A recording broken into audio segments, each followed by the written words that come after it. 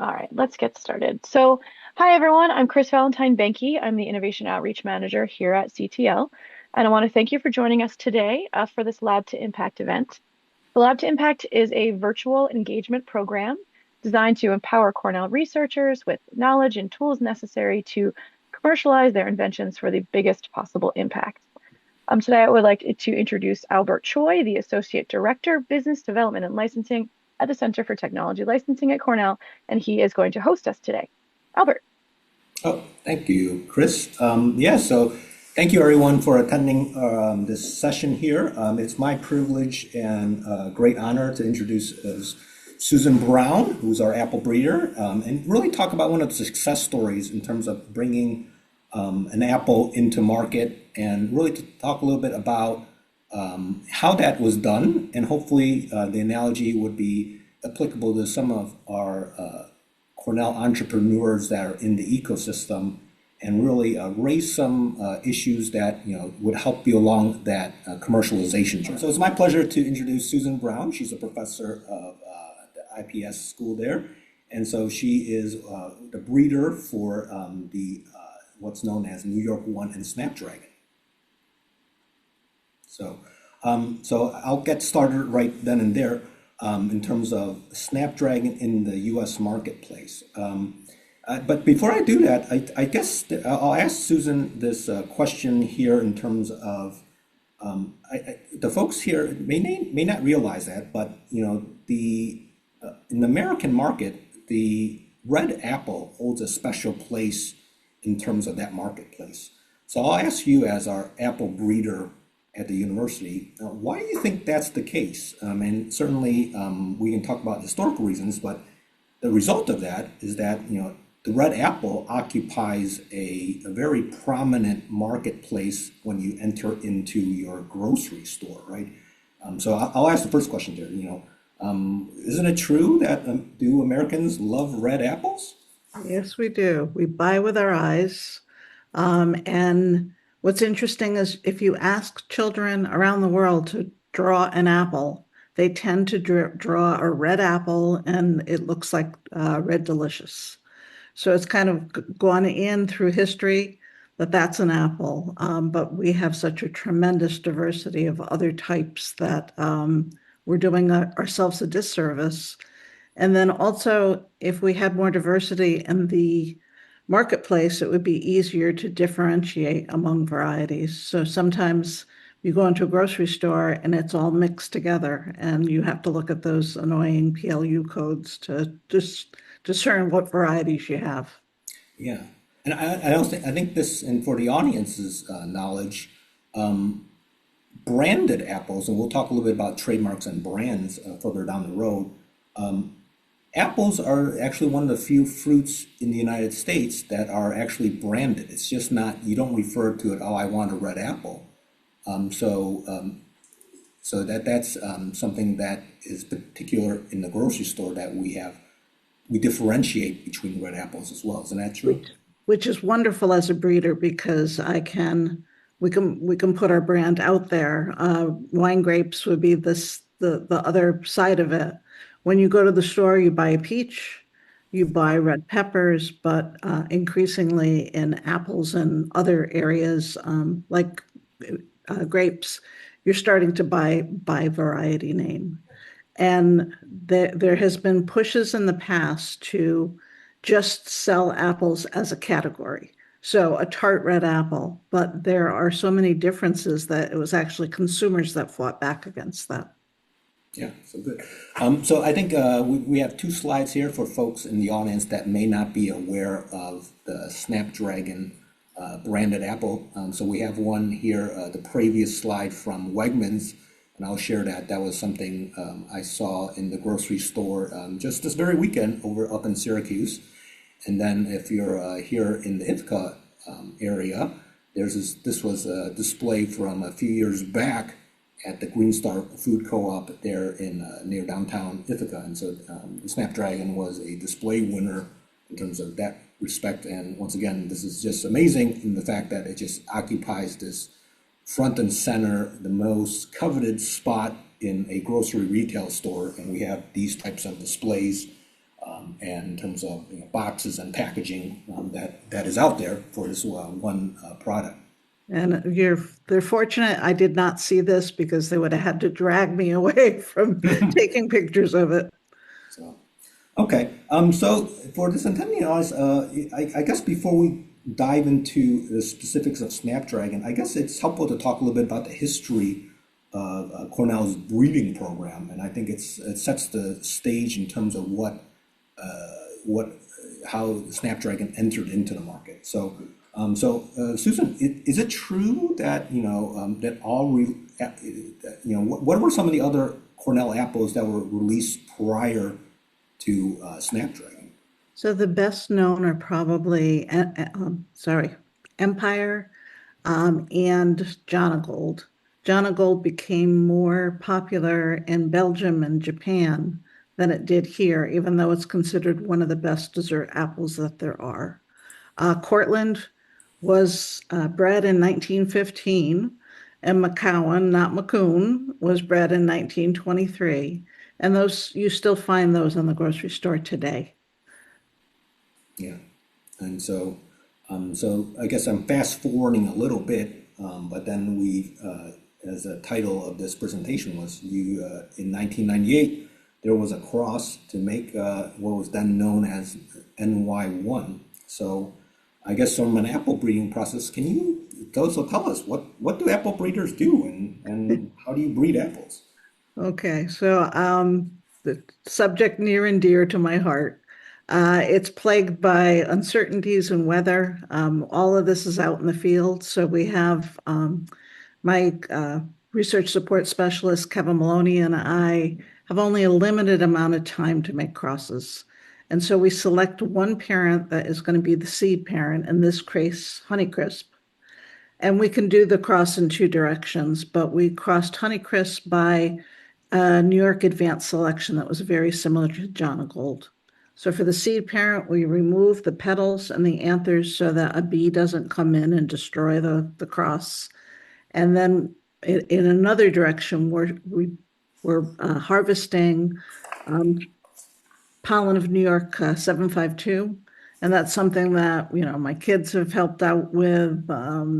And we apply the pollen to the blossoms that don't have petals anymore. And that way, in nature, if you cut open an apple and there's 10 seeds, it may have different parents. So they're not true hybrids. That's why you can't plant an apple seed and make sure that if you planted a Honeycrisp apple, you're not going to get a Honeycrisp tree. But by making these crosses, we ensure that every single seed in that fruit is a hybrid between Honeycrisp and 752. And what was interesting is I look back on the records, and usually we plant thousands and thousands of seedlings. And yes, we have to sample all of them and try them. But this was a relatively small cross. It was only about 380 seedlings. So that makes it even more impressive that we got something so amazing out of that particular cross. Yeah. So I guess one of the questions I would have is that so this is usually, how do you propagate and make further trees in that part of it too? Because I understand apple trees are asexually propagated. Correct. So they have to be budded or grafted onto a dwarfing stock. And we're fortunate that Cornell also has an apple rootstock breeding program. I say that I have the fun part of the the crosses because I get to eat the fruit, but we have Gennaro Fazio, who is as excited about root architecture as I am about the fruit. So what we do is, if you see the top picture, it's the original tree of Snapdragon.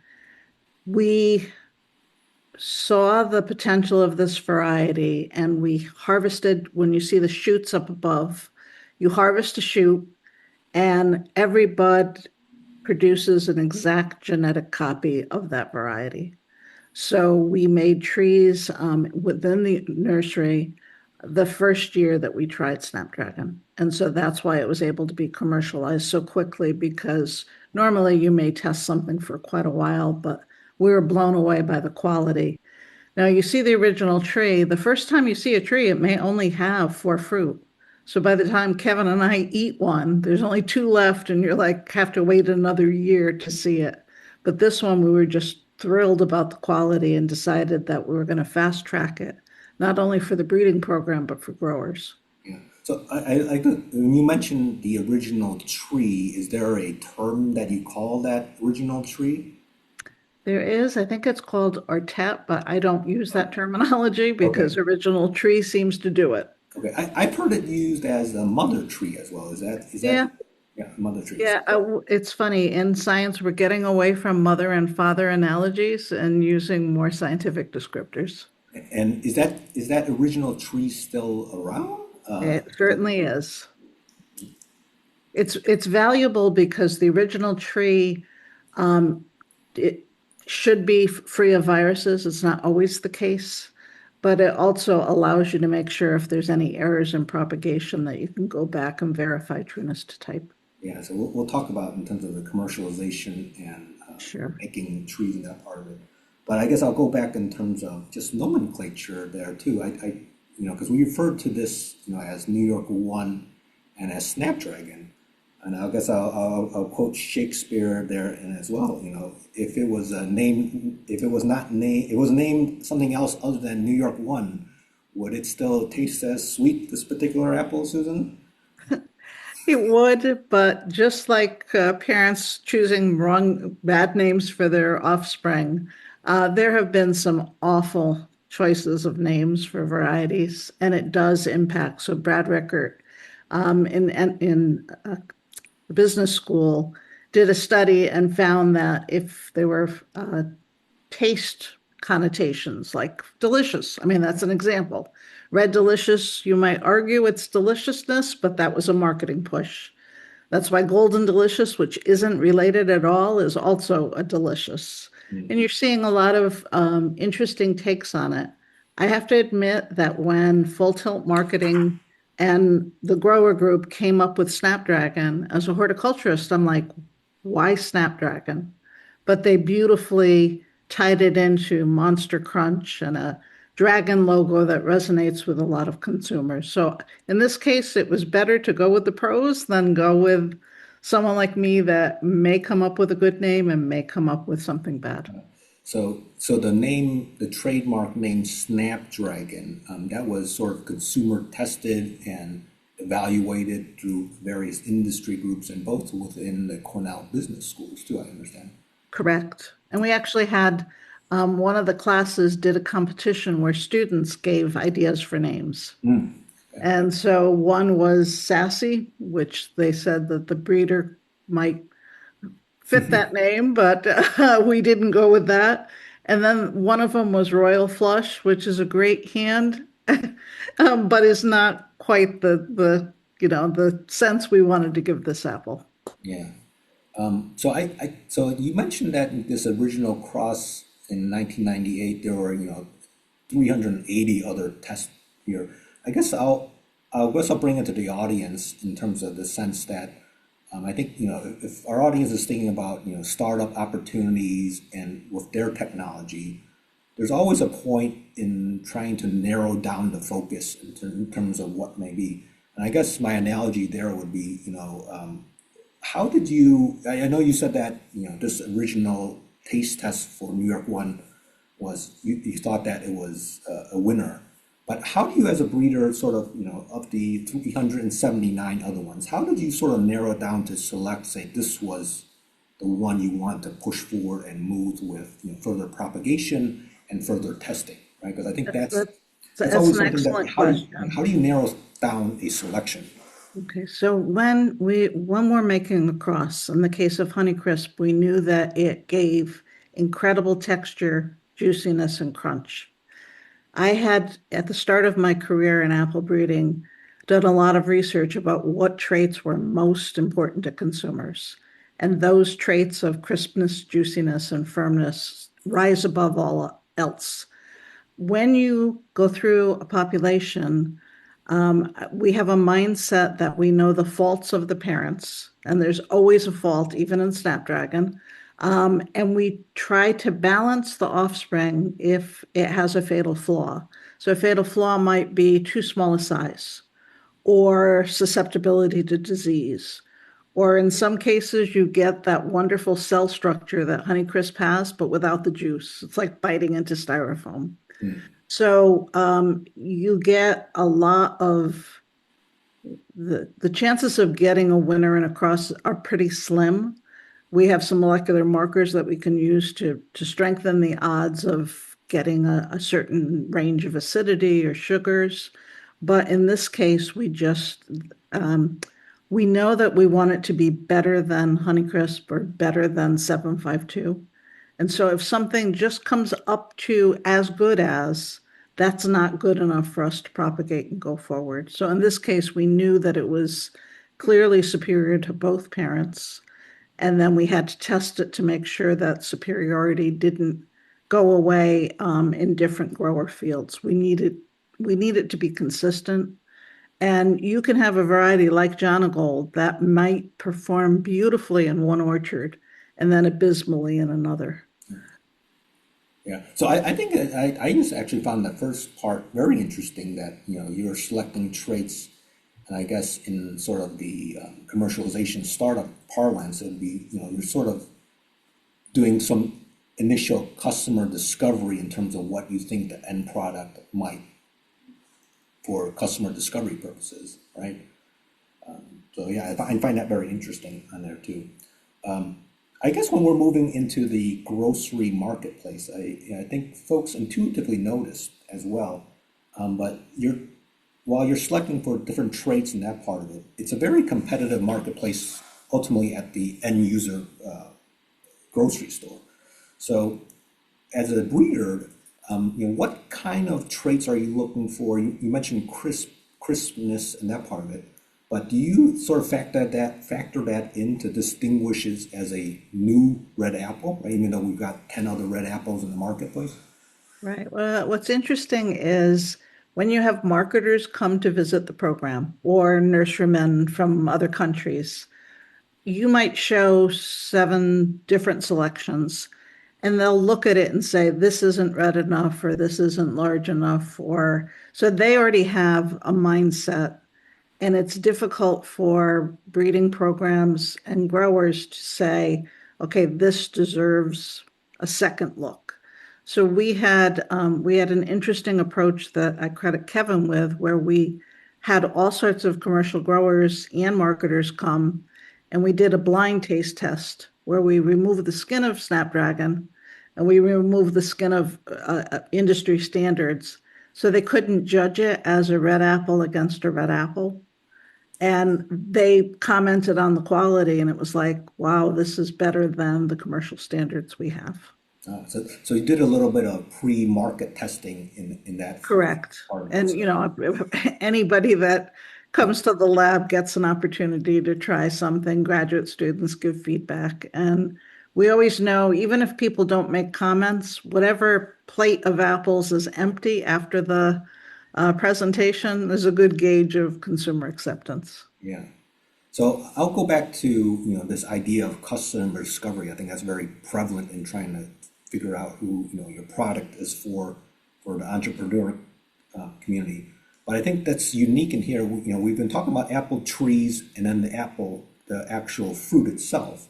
So I guess what that means is that in some ways, to get this to a commercial stage, you're going to have actually some folks, the orchards, to grow up the apple trees as one group, and ultimately another group that's going to be picking the apples, packing it, and sending it into that stream of commerce for the end user to purchase either at a farm stand or at a grocery store. So I'll preface it. The question is, how do you do that? What happened here with New York One and Snapdragon to make that happen? Okay, so I'll really credit CTL, um, both working with you now, Albert, but also working with Alan Powell and people like Jessica Stein. We knew that we had to figure out a way to do something different. So a lot of our releases in the past, throughout history and other programs, were open releases, which mean you make trees, you allow nurseries to sell them, and any grower anywhere can plant them. They may not have the right conditions. And what you end up with is a kind of a grower being in between a rock and a hard place, where they may have 2 acres of Snapdragon, and another grower might have 2 acres, but a grocery store is going to need 200,000 boxes. So we decided to venture into what is known as a managed system, where every grower in New York State was offered the opportunity to join a club to market these varieties. And that was distinctive from other models. I look back on my notes and I realized that we were discussing the idea of a managed system in 2005. So we had talked to a lot of people. We worked closely with the apple growers. And what I always give credit to, and I mean this from the bottom of my heart, is I've worked with century-old organizations where I started working with the grandfather and then the father, and now I'm working with the sons or the grandsons. In this case, or granddaughters. In Hmm. this case, all of these growers shown here have their own operations to run, but they decided to really make this work for New York and to be competitive, that they would develop an organization that didn't exist before. So it was a tremendous commitment for them on in terms of time and money and effort, but they did it because they were excited about these varieties. The Commissioner of Agriculture is there, and he said, thank goodness you went with New York because it was going to be a long walk down the hallway to the governor's office to tell him that you had sold it to a different state. Yeah.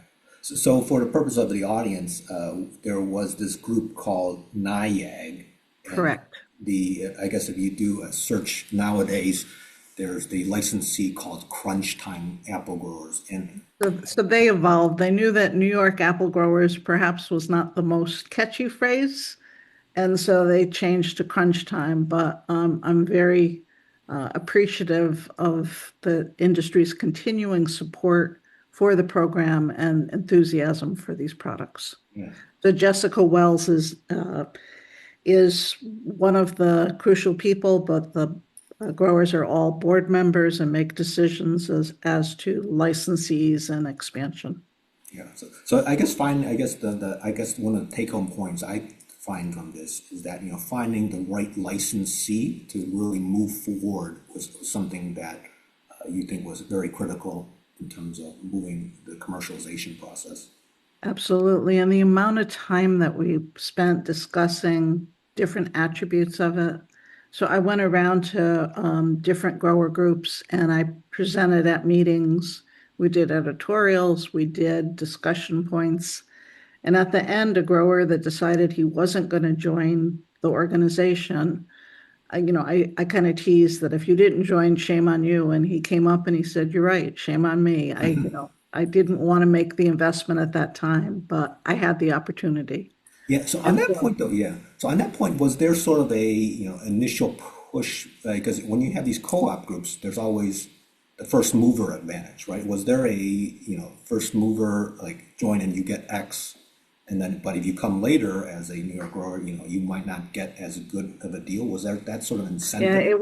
it was very much recognizing that they were taking a big risk. Mhm. Because having two varieties at once and having, the competition, we were having a lot more club varieties within the mix that you were competing against, all higher quality and controlled. But the group really coalesced and were common in their goals to move these varieties forward. Yeah. So I think just from an audience, from edification point too, if you're an orchardist, you may be a New York orchardist and you might want to say, well, I want to support Cornell and grow this particular apple. But as an orchardist, you have other choices out there that which you can plant and try to market, right? And so I think that's a very important point where if you're hopping on initially to this, there has to be some sort of incentive Right. as And a so first. what they allowed roadside stands to get a different licensing fee than commercial growers, which was important because of the feedback that those farms provide. But they also said, you have a time limit to join, and if you don't meet that time limit, then that offer has expired. Yeah, so I'm going to jump, maybe almost 16 years from the cross to, I guess I would say circa 2013 to 2014. I guess there was the initial rollout and the planting of these trees. So what happened? Yeah, how did that rollout come? And what would you say and comment on the initial rollout? So what we learned from other club varieties, and that if you have a variety that you're going to be commercializing or an invention, having social media involvement is great, but if it comes out prior to having a product launch, it's not a good situation. So I saw cases where there was creating enthusiasm for a new variety, and then the variety wasn't going to be out in the stores. So we made sure that we were covered, but we actually propagated trees so that when the names were announced, we would be able to have fruit to be sold soon. And that was wonderful because we generated excitement, and then we said, okay, you can find this fruit next year at this location. So So they made a commitment to plant 900 acres, and we've gone over that standpoint. There was an important consideration to put money into marketing because, especially now, there's a lot of pay-to-play slots in certain retailers. So it was in retail stands in 2013, generated the excitement of the news. One of my colleagues said he went to China and he saw the official release of Snapdragon and said, "Boy, did you get coverage!" But there was a lot of enthusiasm, and now it's coast to coast in 40. That was an old one, 43 states. Now I think we're 48 yeah, states. so I did caveat that in the sense of this is fast forwarding to 2014, right? So I'm still Right, 10 years behind the ball there. 10, right. well, yeah, 12 years actually. So good. So thank you, Susan, for talking about a little bit about the breeding process and some of the technical aspects. I did want to shift a little focus in terms of what, some of the intellectual property and the branding aspect of this, Sure. because I think this one is unique in the sense that for an intended audience, they may be contemplating IP in the utility patent space, but this is also unique in the sense that we do have plant patents and also trademarks associated with this technology here too. So, but before that, we touched a little bit about it, but I think it's important to talk about the history. Some of the older, prior to New York One, these were open releases. Now, was intellectual property contemplated with those open releases in terms of patenting or branding those varieties? You would know better than I, but it was the is it Bayh-Dole Act that allowed varieties to be plant patented. And so the first plant patent from the apple breeding program was Freedom in 1983. And as I said, a lot of open releases the industry wants, and there's been a lot of articles saying that they are the most profitable way for a breeder to commercialize something. And having done it both ways, I can tell you that without a voice for those varieties like this marketing dollars provide, and the branding, and bringing in professionals that know what they're doing to entice consumers, we lose money frequently on open releases. And so there wasn't a branding effort so much, but like John Gold's rise to fame in other countries taught us a lot. I guess I would say that, usually from an entrepreneur's perspective or a startup, the IP rights are really the backbone of what you have in terms of your technology.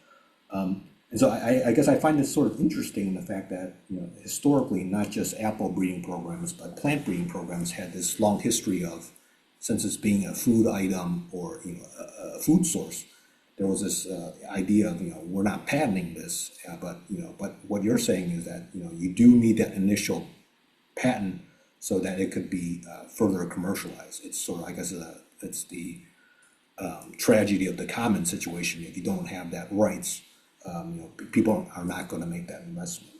Right. Correct. I guess I'll ask this question in terms of, in protecting the variety. Do you see it as a useful deterrent for, I guess, are there a lot of copycats in terms of nurseries that said, I'll misappropriate this branch and bud and this bud it myself, in terms of that.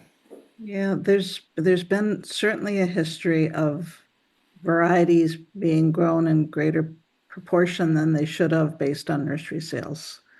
But it gets difficult because as a breeder or as a nursery, trying to enforce that, you're going against your customer base. You're going against apple breeders or marketers.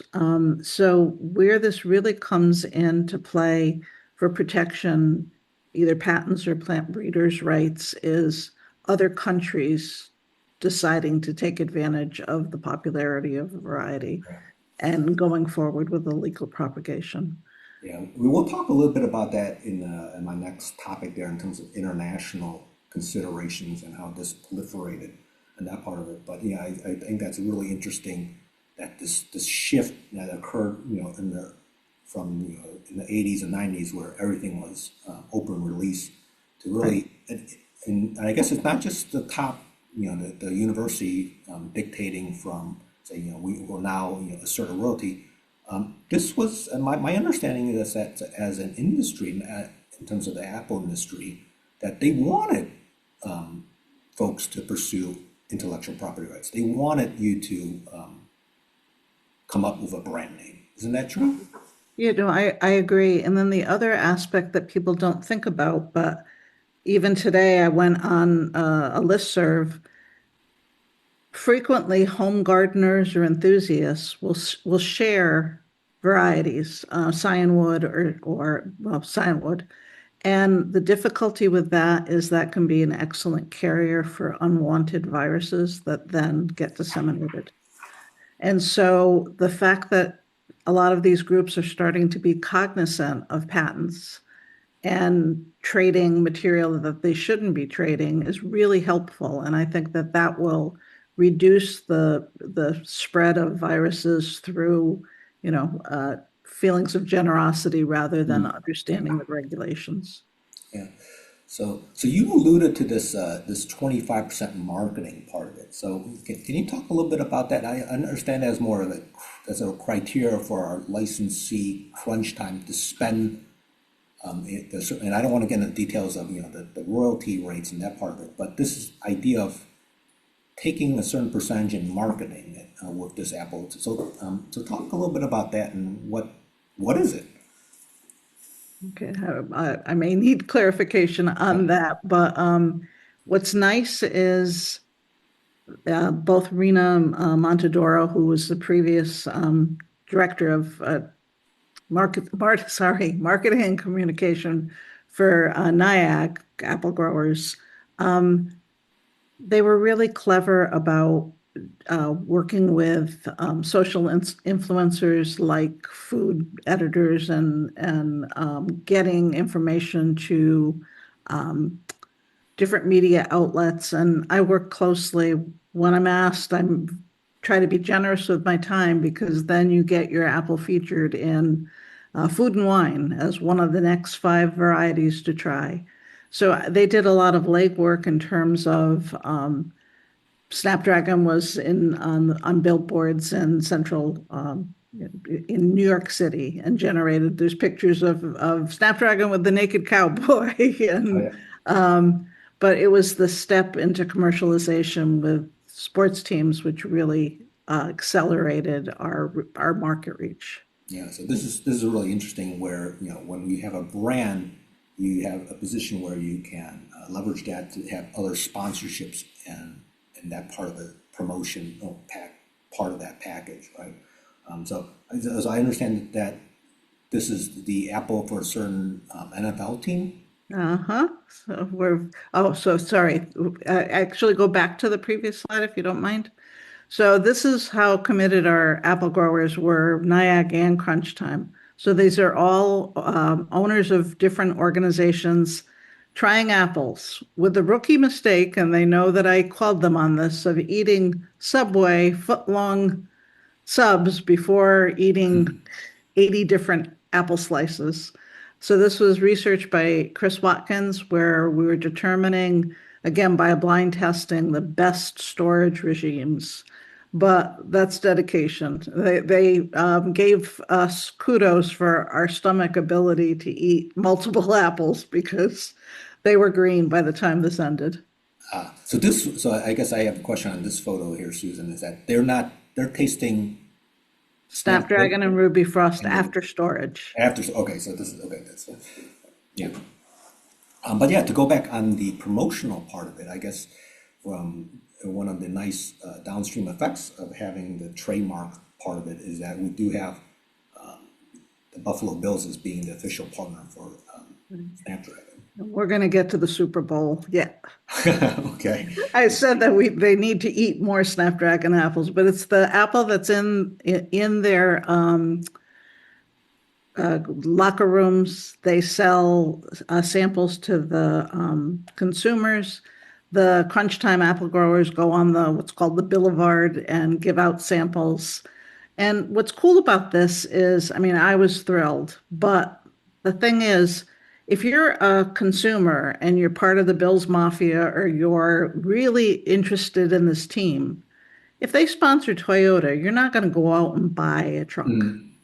But an Apple, you know, I'll try it. So sales, Crunch Time's factored in, and I think name recognition and sales in the Buffalo area has gone up like 60% with Snapdragon. It's a tremendous audience for whatever games are being played. They interviewed, I did not know that Rob Gronkowski from the Bucks was a Buffalo native. And we got a free soundbite of him saying, "This is a really good apple." Yeah. So it's been really refreshing that they were committed to this, and it's been a really nice partnership. Yeah. And I credit Crunch Time with that. Thanks, Susan, on that. So I'm going to, we've got 15 minutes left. I do want to shift focus on Sure. the international market and your thoughts on that. I think one of the things that people may, and this is generally, this is true for all intellectual property, is that, and for entrepreneurs, they're always faced with this idea of, okay, we seek patent protection, but they're only in the United States. So the question may be, how do we figure out what international markets that we might want to seek patent protection? So similarly, by analogy, it's also true in the Apple world here too, right? So you're faced with this question, okay, we have this great apple that grows great in New York, open question of whether or not it grows in other apples, so other regions of the world. And so I guess the question is, you're facing that same international market consideration. So I guess, so let's talk about that.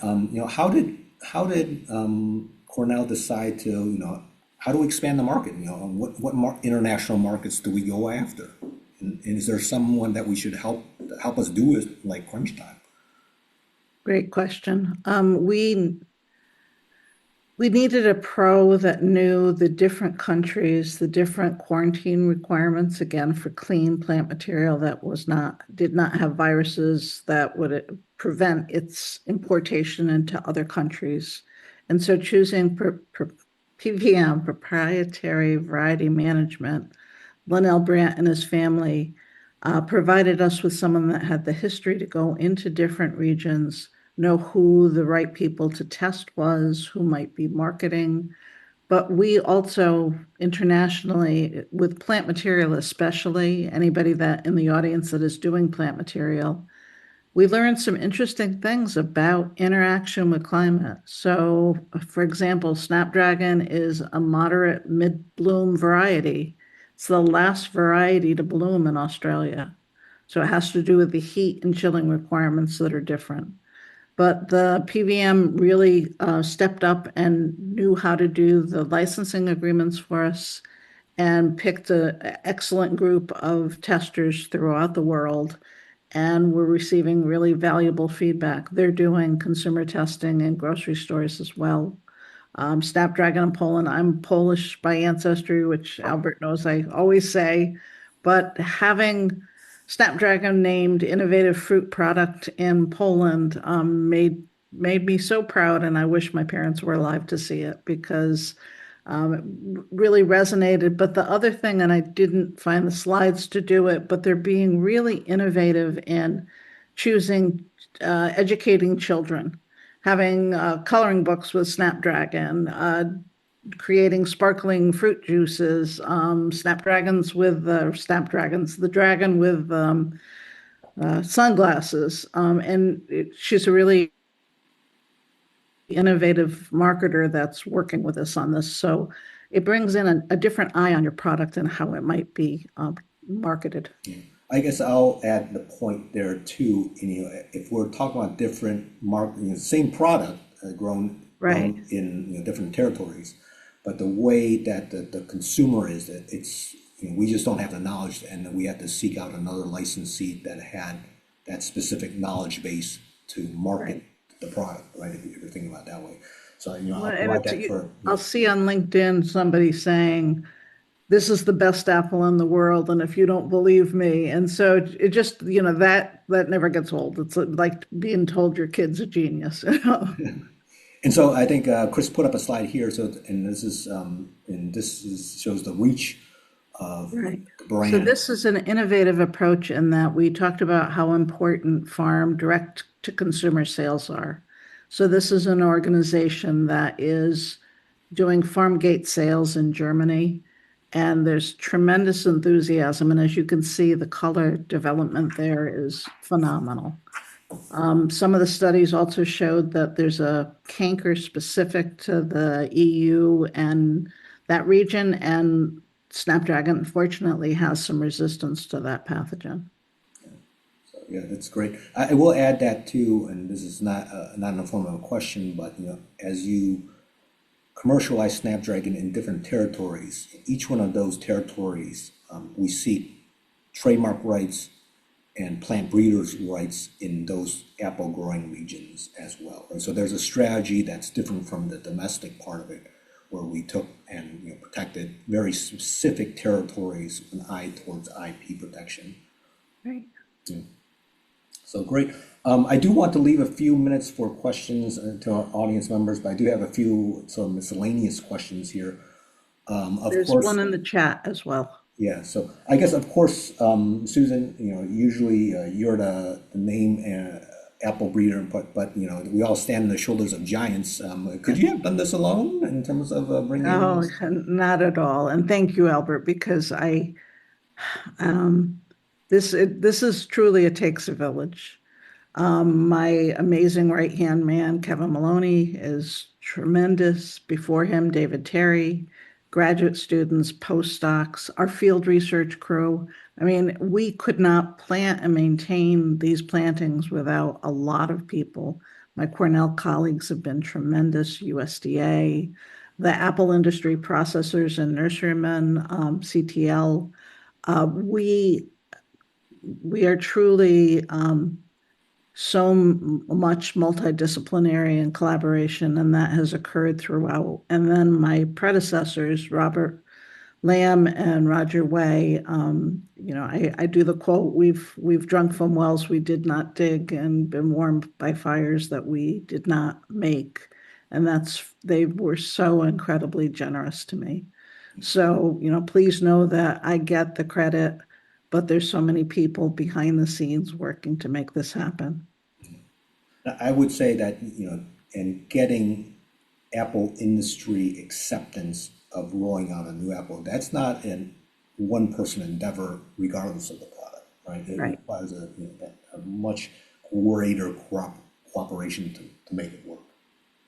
So, I guess one fun question, this is always on the forefront, and I'll ask this off the cuff, is that with the new push with AI, I guess general question, how do you see AI perhaps affecting apple breeding and the apple market overall? I'm not so convinced it's going to play much of a part. Okay, I guess so. A follow-up question: do you think maybe AI genetics and that part of it will it affect your breeding strategy, perhaps? I so every breeder is different. There was a wonderful paper just out recently about Beyond Mendel and the role of different transcription factors and promoters and interaction of genes. And that's what most plant breeders that spend time in the field, as well as the lab, as well as the storage, get. You can't, it's not a model. It's Hmm. based on, human intuition, experience, failing. All of the startups, we fail a lot. I made a cross that I was convinced would bring Fuji firmness and Jonathan spiciness, and every single apple tasted like soap. So we make mistakes, we get up, but I don't think AI is there yet. And I honestly hope it never gets there because we have people that are passionate about what they're doing, whether it be cabbage or grapes or anything else. And we're bringing a unique perspective based on, in some cases, decades of research. Okay. Well, thank you, Susan. I'll open it up to Chris, and if there are any questions, Susan and I are more than happy to take. Sure. I mean, we do have the question in the chat from Maura, and she talks a bit about her history in blueberry markets. I'm sure everyone's reading this along with me. So I'll just summarize here the last part of the question. Um, she says that blueberry varieties are not that visually distinct from one another as opposed to apples, which come in all sorts of colors. In your experience, Susan, how important is specifically the distinct appearance of apples when marketing them as new varieties? It's becoming much more crucial. So we were fortunate that Ruby Frost and Snapdragon, despite being fully red, were distinctive in their quality attributes. One of the apples that I hope to commercialize before I retire is a complete russet. It's distinctive both in appearance and in quality aspects. There's a lot of examples of it, but I think you'll see differentiation occurring and it helps consumers. They keep on saying that there's too much confusion in the marketplace, but if we're intelligent people, we should be able to fix that. Thanks. And she says thank you also. Anyone else who has questions can put them in the chat. You can also raise your hand and unmute and ask them that way.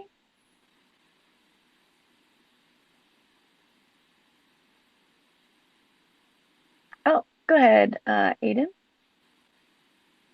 Hi, Susan. Hi, I had Raven. a question about um, the use of Honeycrisp because I think that was a different university, right? And I was just kind of curious how that sort of licensing went down to use that material as like a parent.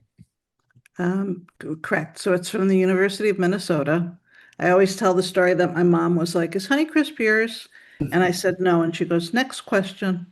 So we are allowed to use pollen, but also we have collaboration with Jim. It was Jim Luby at the time.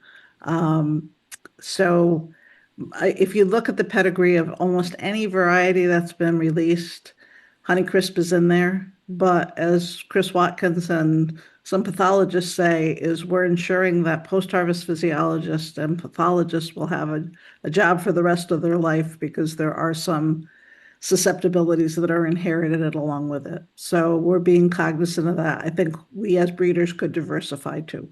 Yeah.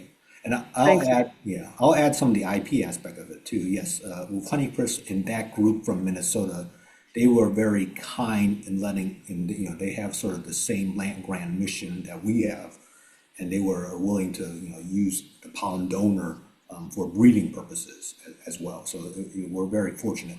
You do see, I guess, the more interesting question is, if you were to ask permission from a private breeding company, because there are private breeders out there, would you get it, right? And so that actually raises an interesting question there. in terms of availability and perhaps apple breeding becoming more like a commodity, right? We used to be much more open in sharing materials.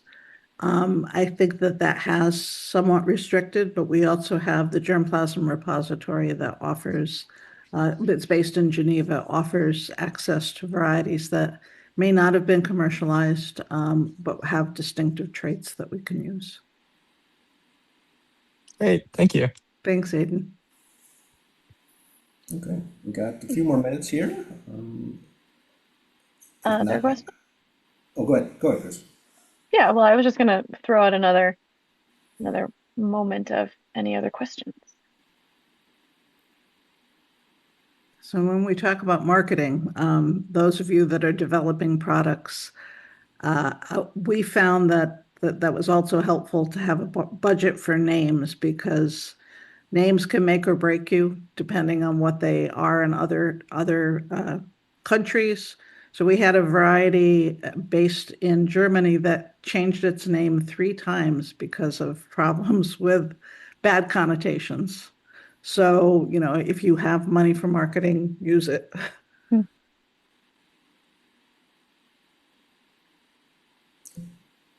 Okay, I don't think we have any more questions. It looks like from the audience, at least no one at the moment percolating perhaps. Albert, did you want to? I cut you off a minute ago. No, that's it. If there are no further questions, I want to say thank you, Susan, for spending this time and indulging us in terms of asking these questions on Snapdragon. It was my pleasure to raise some of these questions and ask for your perspective on it. No, it was a pleasure. Thanks to CTL. Thanks to everybody that came to this. Future plant breeders in the audience, like Aiden, if you have questions, I'm glad to answer them. All right. Thanks, everybody. Thank you so much for coming, and we will see you for the next Lab to Impact event. Thank you, Susan. Thank you, Albert. Thank you. Okay, thanks. Bye.